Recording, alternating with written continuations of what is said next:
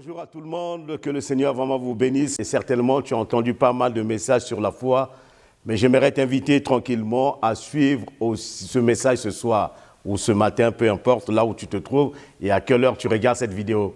Parce que la foi, c'est quelque chose de très, très important. Parce que mon ministère est bâti sur la foi. Et Dieu m'a appelé, Dieu a mis dans mon cœur une foi, la parole de Dieu. Je me suis attaché parce que j'ai eu des pères qui manifestaient une grande foi et j'ai mis comme devise de mon ministère, de ma vie chrétienne, la foi et l'action. Parce que la foi permet de sauver beaucoup de vies. La foi permet d'acquérir les choses de la part du Seigneur. Et la Bible, Paul pourra dire, l'auteur aux Hébreux a dit que sans la foi, il est impossible d'être agréable à Dieu, que celui qui s'approche de Dieu croit que Dieu existe et que c'est Dieu qui récompense tous ceux qui le cherchent. Une des grandes qualités que Dieu demande aux chrétiens, aux disciples d'avoir, c'est d'avoir la foi. La foi pour le miracle, la foi à ses promesses, la foi à sa parole, la foi à ce qu'il est en train de faire. Abraham était le père de la foi, c'était quelqu'un qui croyait à la foi. On parle de Job qui aussi avait la foi, malgré la souffrance qu'il avait, les difficultés, tout ce qu'il a perdu, il avait la foi qu'il allait retrouver une seconde jeunesse et retrouver tout ce qu'il avait perdu. David, c'était un homme de foi, un homme qui était capable de se confronter à des géants, des gens plus grands que lui, des difficultés qui étaient devant lui, le lion, l'ours et Goliath. C'était un garçon qui avait vraiment la foi. C'était quelqu'un qui était capable de réaliser vraiment des grandes choses. Et je t'invite aussi à écouter cela parce que la foi vient de ce qu'on entend et ce qu'on entend de la parole de Christ.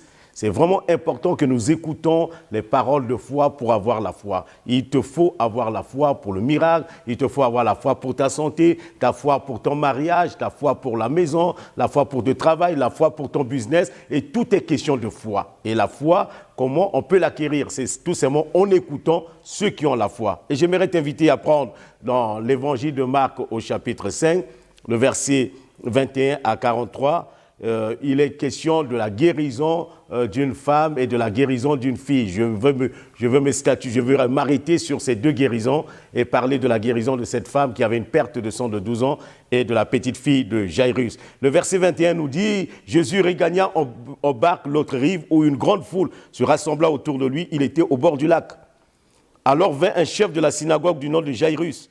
Lorsqu'il aperçut Jésus, il se jeta à ses pieds. Et le peuple le supplia avec insistance. Ma petite fille est sur le point de mourir. Viens, pose les mains sur elle afin qu'elle soit sauvée et elle vivra. Jésus s'en alla avec lui. Une grande foule le suivait et le pressait de tous côtés. Une grande foule suivait Jésus et le pressait de tous côtés. Vous savez, il y avait beaucoup de personnes. La foi, ce n'est pas la foi de la foule, mais c'est la foi personnelle. Il y avait beaucoup de gens qui étaient là. Et quand Jésus a pris cela, je pense que Jésus était ému de compassion à cause de ce père, à cause de cet homme religieux qui est venu le voir pour le supplier que sa petite fille de 12 ans était sur le point de mourir. Vous voyez Jésus qui aimait les gens, qui aimait aussi les enfants, parce qu'un jour il a dit « Laissez venir à moi les petits-enfants, car le royaume des cieux appartient à ceux qui leur ressemblent. » Parce qu'à ce moment-là, Jésus envoyait cette petite fille, elle était au début de sa vie, elle n'avait pas encore commencé la vie, il ne fallait pas laisser mourir cet espoir, il ne fallait pas laisser mourir celle qui avait l'avenir devant elle, il fallait faire quelque chose. Et Jésus se lève, et Jésus est prêt aujourd'hui aussi à intervenir dans ta vie, dans ma vie, ne pas laisser mourir notre espoir, mais si nous avons la foi, et si tu crois que tu as la foi, et si tu as la foi, bien aimé, tu auras un avenir extraordinaire. Ton avenir ne va pas s'arrêter là, peu importe ton âge, mais Jésus, tu peux dire, Seigneur, viens au secours de mes faiblesses parce que ma situation est grave. Oh, la Bible nous dit, il y avait une femme atteinte au verset 25, atteinte d'une hémorragie depuis 12 ans. Elle avait beaucoup souffert entre les mains de nombreux médecins. Elle avait dépensé tout ce qu'elle possédait, mais cela n'avait servi à rien. Au contraire, son état avait plutôt empiré. Vous savez, cette femme avait beaucoup d'argent, mais l'argent ne peut pas acheter la santé, ni le souffle de vie. La santé, c'est un don de Dieu. Malgré ce que cette femme possédait, mais elle était toujours souffrante. Peut-être que tu as les moyens de te soigner, peut-être que tu as le moyen de réaliser un grand mariage, tu as le moyen de faire ceci, de faire cela.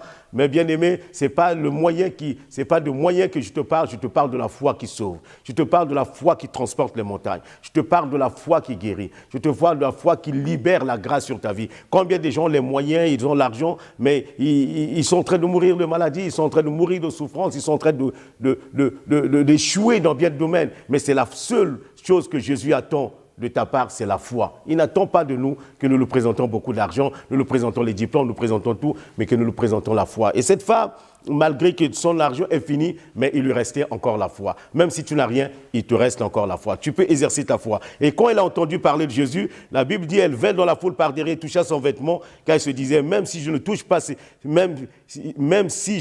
que ses vêtements, je serai guéri. Elle a développé un état d'esprit. Cette femme a développé un état d'esprit pour sa guérison. Ce que tu penses déterminera ton avenir et ta santé. Ce que tu penses va déterminer ce que tu vas avoir. Développe un état d'esprit.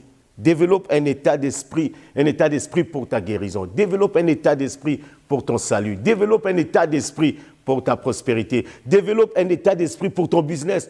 Développe un état d'esprit pour ta maison. C'est ça que cette femme a développé. Elle dit, si je peux seulement. Et en ce moment où tu m'écoutes, tu te dis, si je pouvais avoir l'argent. Mais je te dis, non. Oui, tu peux avoir l'argent. L'argent répond à tout, comme dit la parole de Dieu. Mais si tu pouvais avoir la foi, comme un grain de sénévé, tu déplaceras les montagnes de ta vie. Si tu pouvais seulement avoir la foi, tu peux déplacer tout ce qui est devant toi comme montagne. Tout ce qui est devant toi et que tu as du mal, malgré l'argent ne peut pas déplacer une montagne, mais la foi déplace les montagnes.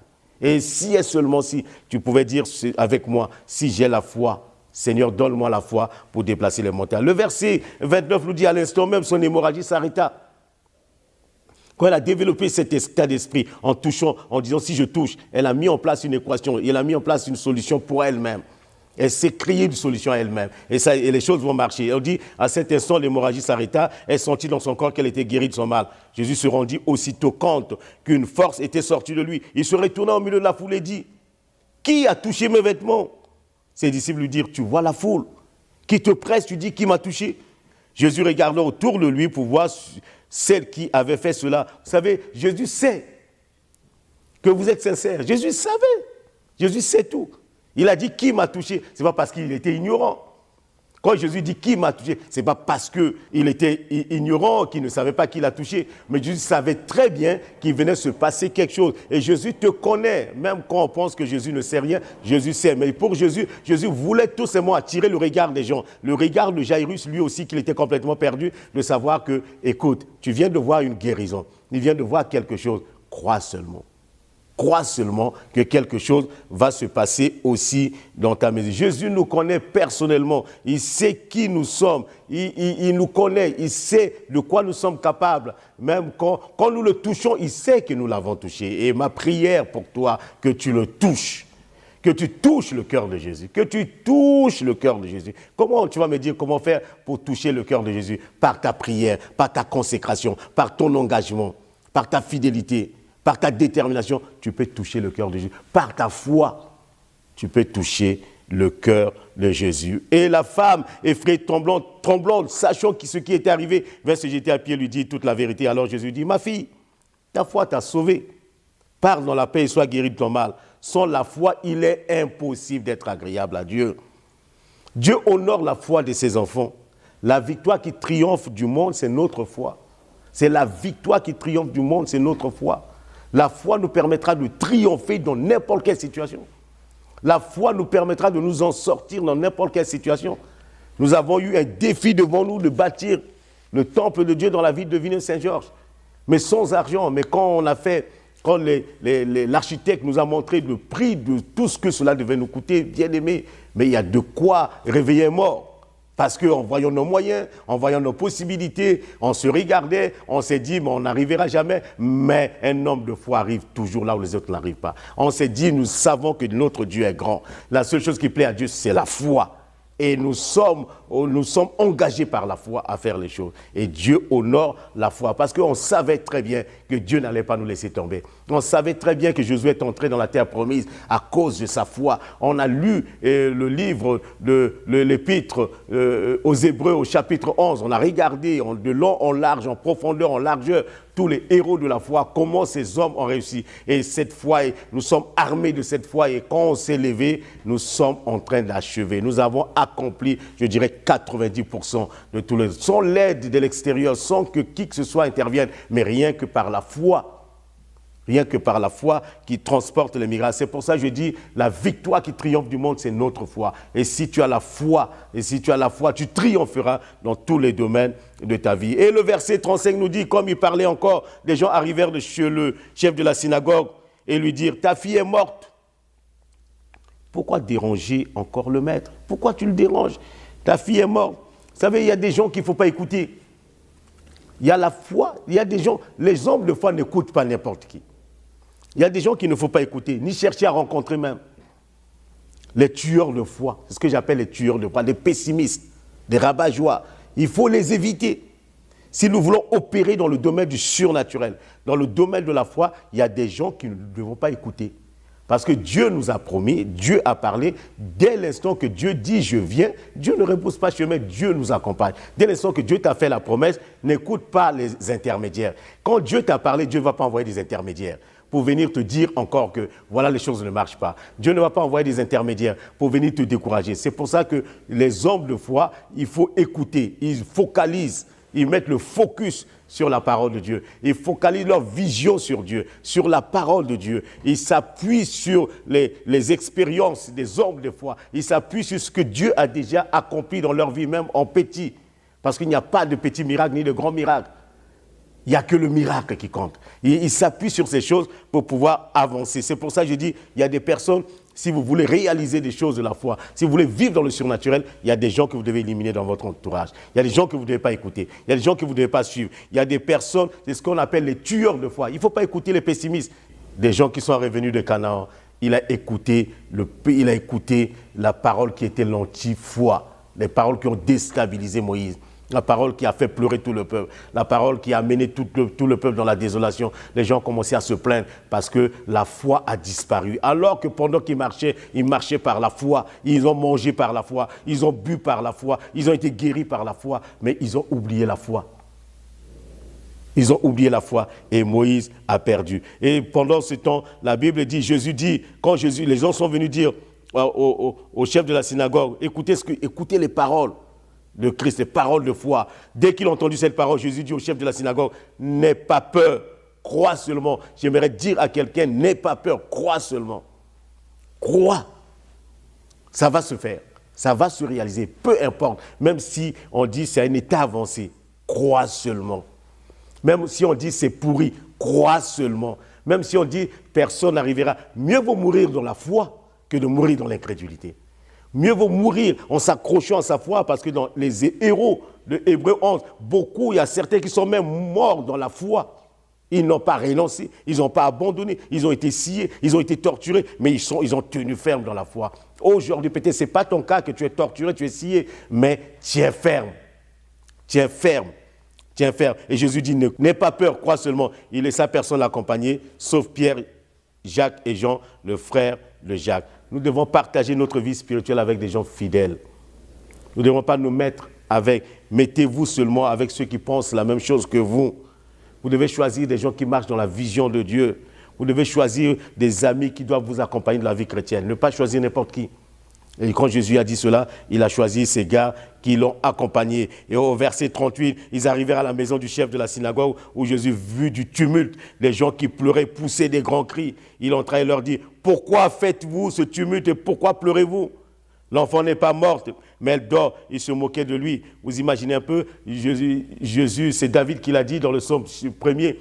Il dit, « Heureux l'homme qui ne s'assied pas en compagnie des moqueurs. » Et c'est heureux l'homme qui ne s'assied pas en compagnie de moqueurs, qui ne se réjouit pas dans ce genre de milieu. Et quand Jésus arrive, Jésus dit, l'enfant n'est pas mort.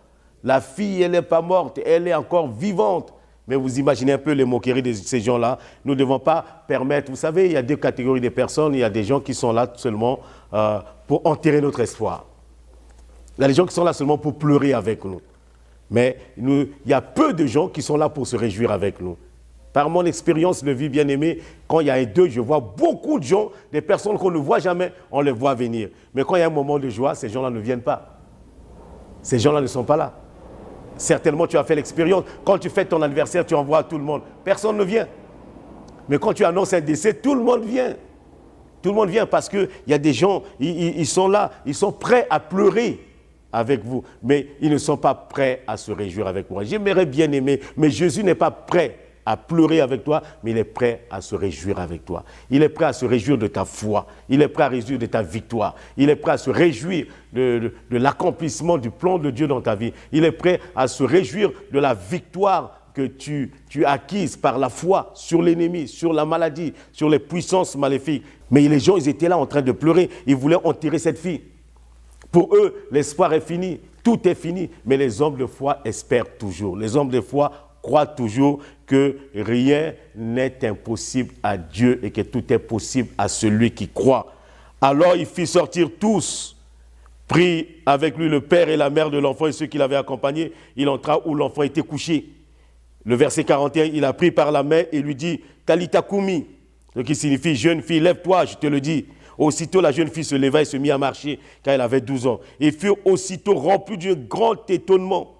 Vous savez, au lieu de se réjouir, ils sont étonnés, parce que pour eux, la fille est morte. Il ne faut pas qu'ils reviennent à la vie. Oh, qu'à partir de maintenant, que tous tes ennemis soient étonnés de ce qui t'arrive. Qu'à partir de maintenant, les gens soient étonnés. Vous savez, les gens ne veulent pas, parce que pour eux, c'était fini. Ils sont dans l'étonnement, ils sont surpris que la fille revienne à la vie. Donc, il n'y aura plus de deuil, il n'y aura plus de veillée. Donc, on va revenir à la normale. Oui, le temps est venu, Jésus va ramener toutes choses à la normale. Il va ramener les choses à la normale dans ta vie. Il n'y aura pas de veillée, il n'y aura pas de pleurs, il n'y aura pas de gémissement, il n'y aura pas l'attroupement chez toi pour que les gens viennent pleurer, mais les gens viendront chez toi pour se réjouir de ce que Jésus a accompli dans ta vie. Et je vois la gloire de Dieu, je vois la réjouissance dans ta maison. Tu vas te réjouir. Il y a des temps pour pleurer, il y a aussi le temps pour se réjouir. Et le temps est venu pour toi de pouvoir se réjouir. Et Jésus va leur dire, les fortes récompenses pour que personne ne le sache, il demande... que personne ne le sache et demanda qu'on donne à manger à la jeune fille. Nous devons faire sortir les incrédules de notre vie. Nous devons faire sortir les incrédules de notre cercle d'amis. Nous devons être sérieux et appliqués dans ce que nous sommes en train de faire. Nous devons marcher avec ceux qui croient avec Dieu. Nous devons marcher par la foi en Christ. Et nous devons marcher avec des personnes qui peuvent seulement nous soutenir dans la foi. Et non pas les gens qui passeront leur temps à pleurer autour de nous. Et Dieu est fidèle à ses promesses. Ce qu'il a promis, il va le faire. Vous voyez bien, ce que Dieu a promis, il va le réaliser. Jésus avait promis à Jairus d'aller chez lui pour guérir sa fille.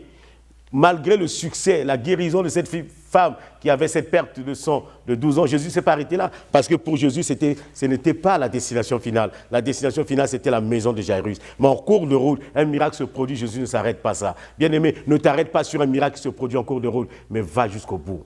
Parce qu'il y a une destination finale, la présence de Dieu, la gloire de Dieu dans ta vie. Quel que soit le chemin que tu vas parcourir, il y aura des hauts et des bas, il y aura des guérisons, des miracles sur ta vie. Ton chemin sera parsemé de gloire, ton chemin sera parsemé de victoire. Tu es sur un chemin de gloire, tu iras de gloire en gloire. Ne t'arrête pas sur un miracle, ne t'arrête pas sur quelque chose, une guérison, ne t'arrête pas sur quelque chose, mais continue. Les héros de la foi ne s'arrêtent pas, les héros de la foi marchent.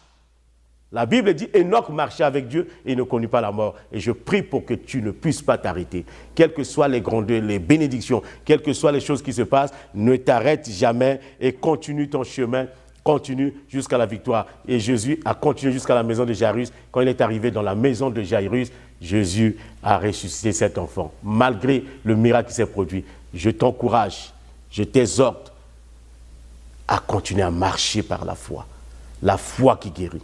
La foi qui libère, la foi qui affranchit, la foi qui sauve, la foi qui transforme. C'est cette foi-là que le Seigneur te communique par ce message aujourd'hui. Sois béni et aie la foi qui déplace les montagnes. Que le Seigneur te bénisse.